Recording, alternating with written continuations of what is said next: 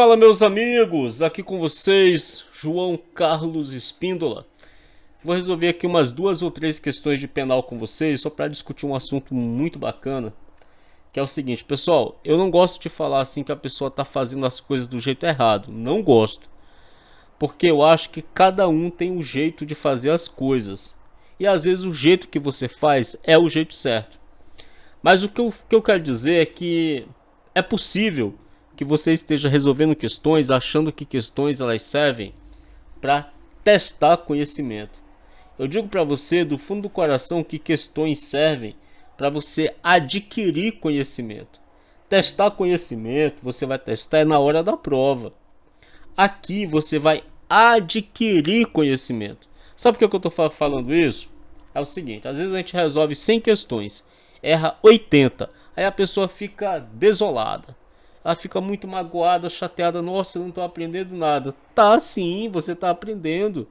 Essas questões que você errou, muito provavelmente você não vai mais errar. A questão é que quando você estiver resolvendo questões aqui no Que Concursos, por exemplo, você vai resolver a questão. Se você errar, tá bom, não tem problema.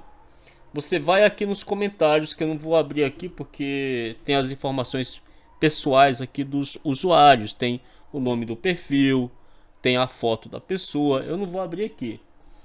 Mas aí você vai abrir, você vai ler o comentário, você vai voltar à lei. Você vai voltar à lei. Você vai fazer um resumo, você vai fazer uma anotação, você vai dizer no seu caderno ali por que você errou. Isso é um caderno de erros. Eu tenho meu caderno de erros. E eu reviso pelo meu caderno de erros. Volta e meia eu dou uma lida rápida nele para saber. Então, mesmo que você tenha feito 100 questões e tenha errado 90, você não tem que ficar triste porque errou 90 questões. Você tem que entender por que você errou. Qual foi o ponto? Onde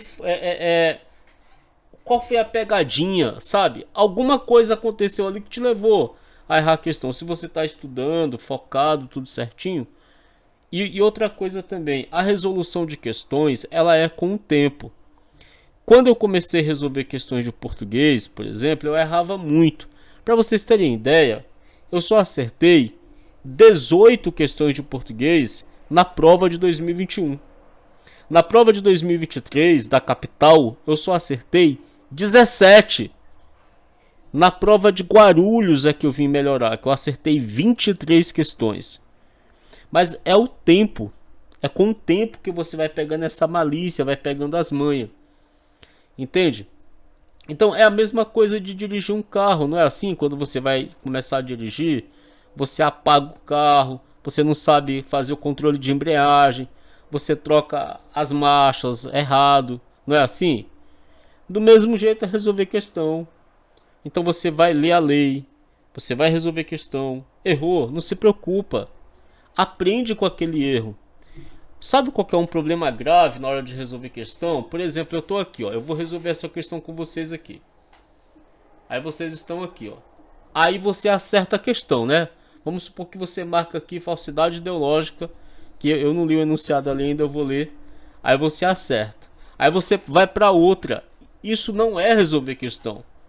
Tem gente que fala assim, olha, eu resolvi 350 questões hoje. Resolveu? Como assim? É difícil, viu? Resolver 350 questões assim no dia é difícil. Como foi? Não, eu marquei aqui, estava certo, eu fui para a próxima. Ou então eu marquei aqui, estava errado, eu fui para a próxima. Não, meu amigão.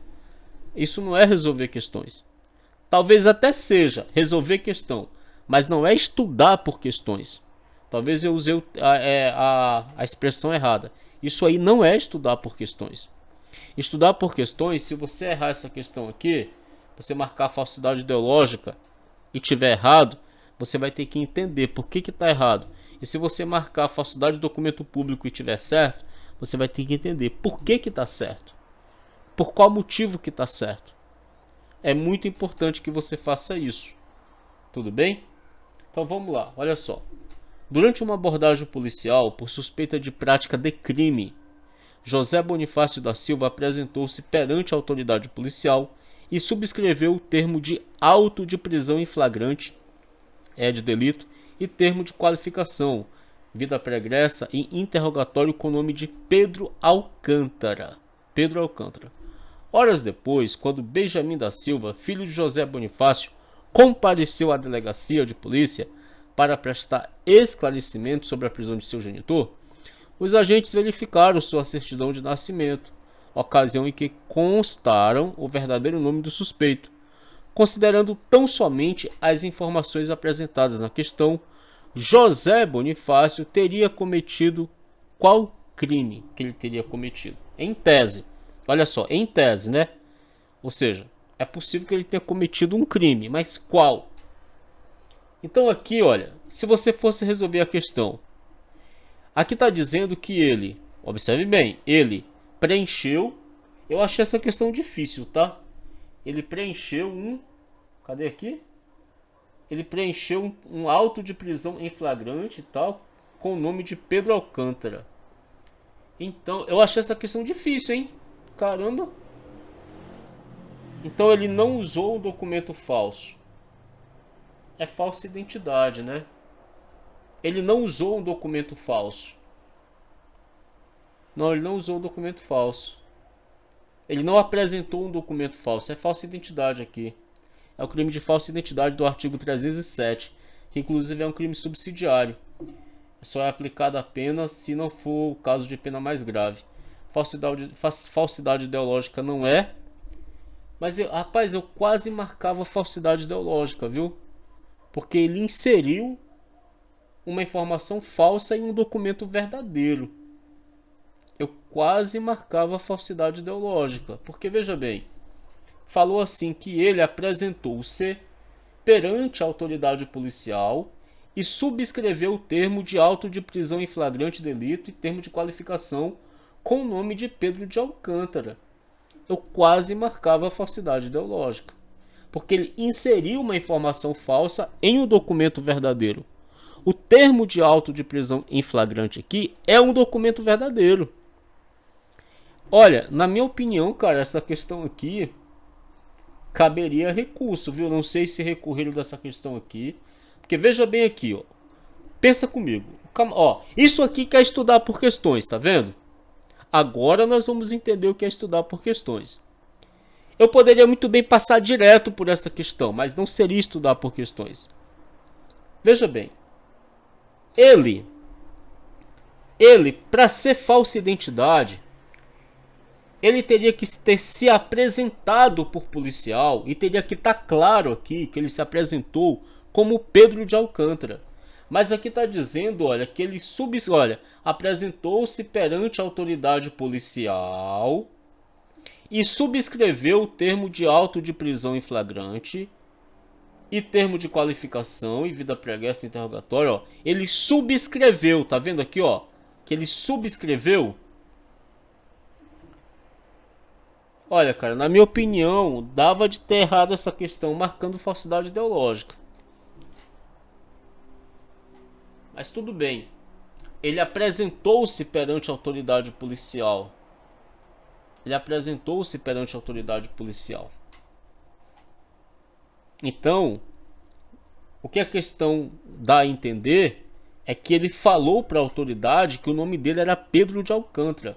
Mas eu fiquei com a pulga atrás da orelha aqui, como se ele tivesse inserido em documento público, em documento verdadeiro, uma informação falsa, com o fim de criar obrigação, prejudicar direito ou alterar a verdade sobre fato juridicamente relevante, que seria evitar o BO para ele. Beleza, isso aqui é estudar por questões. Eu vou pegar a lei.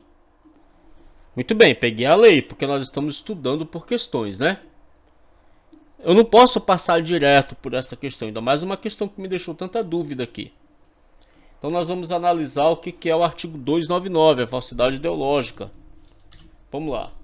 Omitir em documento público ou particular declaração que dele devia constar, ou nele inserir ou fazer inserir declaração falsa ou diversa da que devia ser escrita, com o fim de prejudicar direito, criar obrigação ou alterar a verdade sobre fato juridicamente relevante.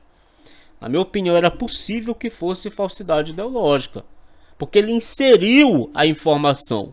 O nome dele falso. Ele inseriu.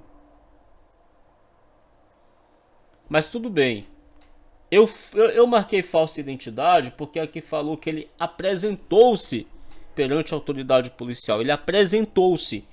Se ele apresentou-se, o que é se apresentar? É eu chegar para falar e falar assim: olha, prazer, meu nome é João. É como se eu tivesse me apresentado para você e falar assim: prazer, meu nome é Pedro. Não é? Então aí eu entendi que era falsa identidade. Mas é uma questão difícil para analisar na hora da prova, viu? Então eu vou ficar com falsa identidade. Por que não é falsificação de documento público? Aqui ele não falsificou nenhum documento. Falsificação de documento público é falsificar no todo ou em parte documento público ou alterar documento público verdadeiro. Não é falsificação de documento. Uso de documento falso. João, por que não é uso de documento falso? Porque o uso de documento falso, pessoal, é usar quaisquer dos documentos a que se referem os artigos 297 até o 302. Do artigo 297 até o 302. Falsificação de documento público, 307. Falsificação de documento particular, 308. Falsidade ideológica, falsificação de documento público, 297. Falsificação de documento particular, 298. Falsidade ideológica, 299. 300. Falso reconhecimento de firma ou letra. 301. Falsidade material de atestado ou certidão. 302. Falsidade de atestado médico. Aí sim seria o uso do documento falso, né? Mas aqui não é o uso do documento falso. E também não é supressão de documento, porque é suprimir, destruir ou ocultar. A supressão de documento é suprimir, destruir ou ocultar documento verdadeiro de que não podia dispor. É o artigo 305 esse. Vamos dar uma olhadinha aqui. Aqui, olha. Destruir, suprimir ou ocultar em benefício próprio de outro ou em prejuízo à lei, documento público ou particular verdadeiro de que não podia dispor. Ele também não fez isso. E, pessoal, isso aqui eu falo sem olhar, tá? Eu não estou aqui com um papel olhando na mesa, não. Inclusive, para provar isso, eu já gravei aqui um vídeo em que eu coloco uma venda nos olhos, tá? Isso aqui você tem que fechar o olho. O que eu faço? Eu fecho o olho e tento puxar na memória. Eu fecho o olho e tento puxar na memória, tá bom? É assim que eu faço.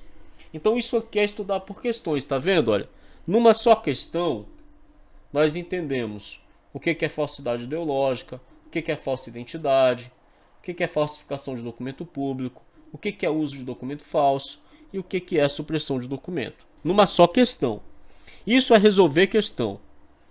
Agora, estudar por questão, desculpa, estudar por questão. Isso aqui é estudar por questão.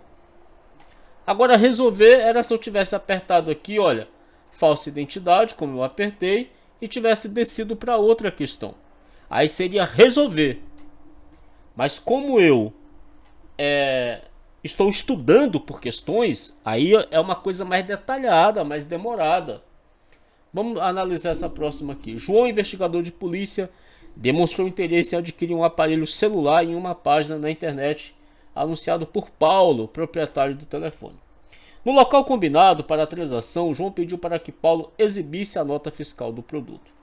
Paulo então informou que não mais possuía o documento, ocasião em que João lhe deu voz de prisão, acusando-o da prática de crime sem qualquer prova de sua prática. Exigindo, olha, o que é exigir? É concussão. Para mim acabou a questão. Quando ele falou assim, ó, exigindo, para mim acabou a questão. É concussão. Eu não vou marcar ali, mas exigindo, olha aqui, ó, exigindo na sequência a quantia de R$1.000. Por Paulo não possuir naquele momento a quantia, João passou a pressioná-lo, quer dizer, é exigência mesmo, né? E marcou novo encontro no dia seguinte, ocasião em que João foi abordado por outros policiais acionados por Paulo, levando João preso à delegacia de polícia. Considerando tão somente as informações, é concussão. Agora eu te falo assim, para que uma questão desse tamanho só para falar que é concussão, que é exigir para si ou para outro, direto ou indiretamente, no exercício da função ou em razão dela vantagem indevida. Para que pena reclusão de 2 a 12 anos e multa? Para que um enunciado desse tamanho, gente? Quando a pessoa termina de ler o final do enunciado, não lembra mais o que estava lá em cima. Beleza, João, mas nós estamos estudando. Por que não é excesso de exação? Porque excesso de exação é exigir tributo. É exigir tributo ou contribuição social indevido, que sabe que é indevido, ou deveria saber que é indevido, ou quando é devido, emprega na cobrança meio vexatório que a lei não permite. Isso é excesso de exação. Aí você fala assim, João, um auditor fiscal da Receita Federal, ele sabe que um tributo é devido ou não? Bom, se um auditor fiscal da Receita Federal não sabe, ele deveria saber, que é o que diz a lei aqui, ó, no excesso de exação. Vamos lá no excesso de exação? No excesso de exação fala assim, olha, se o funcionário exige tributo ou contribuição social, que sabe ou deveria saber indevido, ou quando devido emprega na cobrança meio vexatório gravoso que a lei não autoriza, a pena é reclusão de 3 a 8 anos e multa. Se o auditor fiscal ele não sabe, mas ele deveria saber que aquele tributo não é devido. Por que não é corrupção passiva? Porque é solicitar. Calma aí, corrupção passiva é solicitar, aceitar, solicitar, receber ou aceitar, não é, vantagem devida ou promessa de vantagem devida no exercício da função ou antes de assumi-la, mas em razão dela, direto ou indiretamente, tá? Solicitar, receber, solicitar, receber, solicitar ou receber vantagem indevida no exercício da função ou antes de assumi-la, direto ou indiretamente, mas em razão dela, algo assim. Solicitar, direto ou indiretamente, no exercício da função ou antes de assumi-la, mas direto ou indiretamente, no exercício da função ou antes de assumi-la, mas em razão dela, vantagem devida, ou aceitar a promessa de tal vantagem. Essa aqui é a corrupção passiva. Então, nesse caso, não é a corrupção passiva, que é essa aqui. Solicitar ou receber para si ou para outro, direto ou indiretamente, ainda que fora da função, ou antes de assumi-la, mas em razão dela, vantagem devida, ou aceitar a promessa de tal vantagem. Ali não é corrupção passiva porque ele não solicitou, ele exigiu. Por que não é corrupção ativa? Porque a corrupção ativa é um particular solicitando ou recebendo oferecendo. A corrupção passiva é oferecer ou prometer a vantagem indevida a um funcionário público para que ele pratique ou deixe de praticar ato de ofício infringindo dever funcional. É a corrupção ativa. Quer ver? Vamos ver lá. Artigo 333. Nossa, hoje eu tô ruim, viu, cara? Oferecer ou prometer vantagem devida a funcionário público para determiná-la a praticar ou omitir ato de ofício. Corrupção ativa, tá? Essa aqui é a corrupção ativa. Então não é porque é um particular corrompendo o funcionário público. Por que não é violência arbitrária? Porque violência arbitrária é praticar violência no exercício da função ou em razão da função. Aquele não praticou a violência, aquele exigiu uma vantagem devida, exigiu. Então não é. Então o crime mesmo é concussão. Então assim eu acredito que é estudar através de questões. Beleza? Pessoal, um grande abraço. Valeu mesmo.